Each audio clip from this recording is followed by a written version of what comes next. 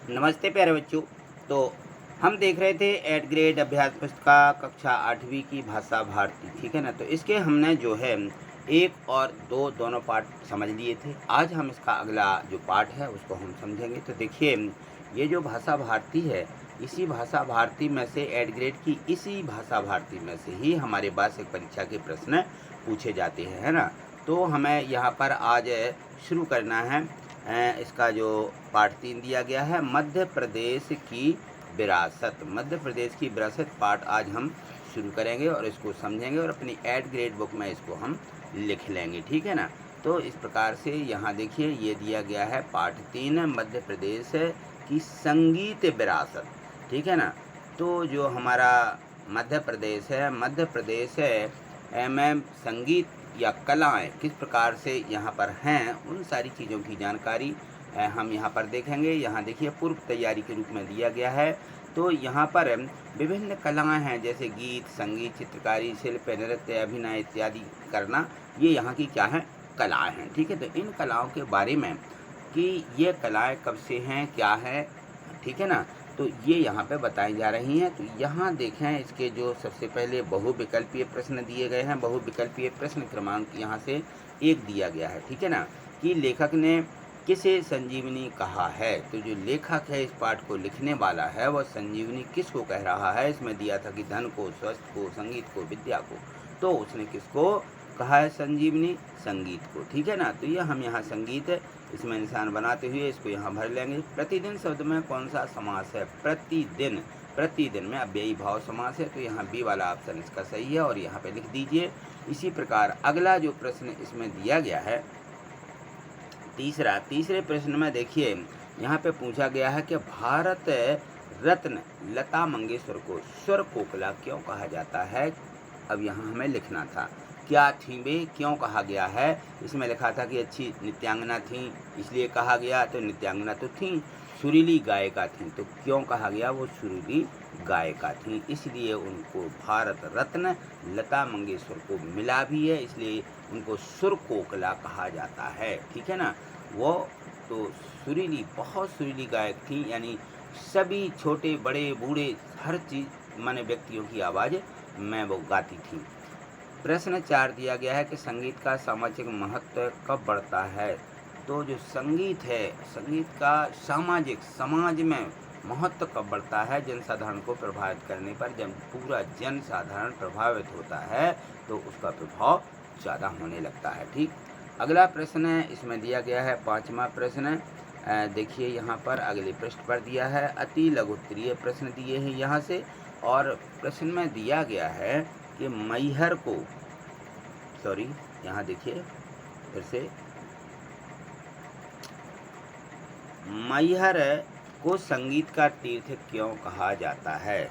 तो आप कभी जो मध्य प्रदेश है, मध्य प्रदेश में मैहर है और वहाँ उस स्थान को संगीत का तीर्थ भी कहा जाता है, ठीक है। तो संगीत की महागंगा तानसेन के बेहट से ग्वालियर होती हुई मैहर की मैहर जो हमारा एक छोटा सा शहर है, तो उसको पावन करती हुई मैहर की शारदा भवानी का पुण्य तीर्थ प्रख्यात सरोद वादक उस्ताद वहाँ के अलाउद्दीन खां को पाकर संगीत का तीर्थ कहा गया है, ठीक है ना। तो ये जो है उस्ताद अलाउद्दीन खां वहीं के थे।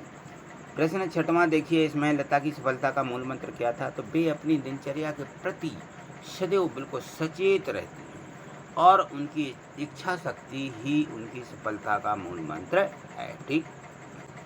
प्रश्न 7, इसमें देखो, जिस समाज में कला का स्थान नहीं है वह समाज कैसा हो जाता है। तो कहा जाता है कि जिस समाज में कला का स्थान नहीं होता है वह समाज प्राणहीन हो जाता है। जैसे उस समाज में प्राणहीन, यानी जिसमें प्राण नहीं रहते उसको प्राणहीन बोलते हैं, है ना। तो वह जिस समाज में कला का स्थान नहीं है वो प्राणहीन माना जाता है, ठीक है ना, जैसे इसके प्राण ही ना हो, ठीक है। अब यहाँ देखें, प्रश्न 8 दिया गया है। प्रश्न 8 में दिया है कि मध्य प्रदेश की संगीत अकादमी उस्ताद जो अलाउद्दीन खां हैं उनके नाम से क्यों है। तो मैहर की शारदा भवानी का पुण्य तीर्थ प्रख्यात सरोद वादक उस्ताद अलाउद्दीन खां को पाकर के संगीत का तीर्थ बन गया है। और संगीत को सुरमय धुनियों आज भी उस्ताद की याद दिलाती हैं। अतः मध्य प्रदेश की संगीत अकादमी अलाउद्दीन खां के नाम से है। ठीक, प्रश्न 9 देखिए, यहाँ उसी के बारे में है कि संगीत संजीवनी कैसे बनता है। तो ये जो है संगीत संजीवनी कैसे बनता है, आराधना, साधना और प्रार्थना ने संगीत को संजीवनी बनाया है। अतीत से वर्तमान तक मध्य प्रदेश अपने इतिहास में संगीत के भी कीर्तिमान स्थापित करता चला आ रहा है। और संगीत की शक्ति से दीप जलाना और वर्षा कराना, ये दो चीज़ें संगीत की साधना की विजय है।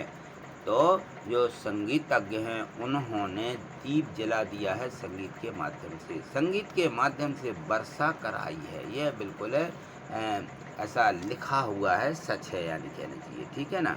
प्रश्न 10 देखिए, इसमें दिया गया है कि जो लता है ये समूचे राष्ट्र की गायिका क्यों कहा जाता है इनके लिए, कि ये पूरे राष्ट्र की गायिका है। ठीक है ना।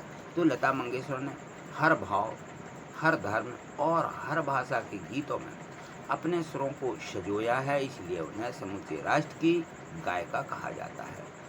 प्रश्न 11 देखिए, इसमें दिया गया है कि देश कब धन्य हो जाता है। तो जिस समाज में कुमार गंधर्व जैसे संगीत प्रेमी पैदा हो जाते हैं तो देश वह धन्य हो जाता है। ठीक है, कैसे? कुमार गंधर्व जैसे संगीत के प्रेमी। चलिए अगला प्रश्न देखिए, इसमें अगला प्रश्न दिया गया है कि समाज प्राणहीन कब हो जाता है। तो समाज प्राणहीन कब हो जाता है? जिस समाज में कला को स्थान नहीं दिया जाता है वह समाज प्राणहीन हो जाता है। ठीक है, अभी एक बार हमने इसको लिखा भी है।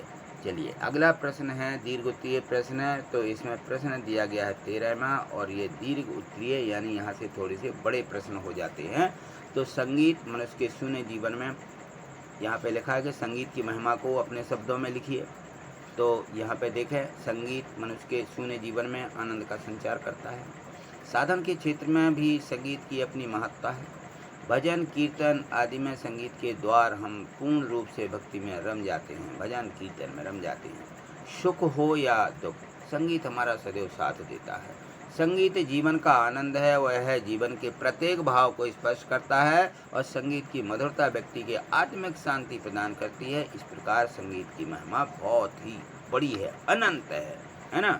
तो इस प्रकार से संगीत की महिमा है। अगला प्रश्न है, प्रश्न 14 दिया है कि मध्य प्रदेश से जुड़े किसी एक संगीतकार के बारे में कम से कम 10 पंक्तियाँ लिखिए।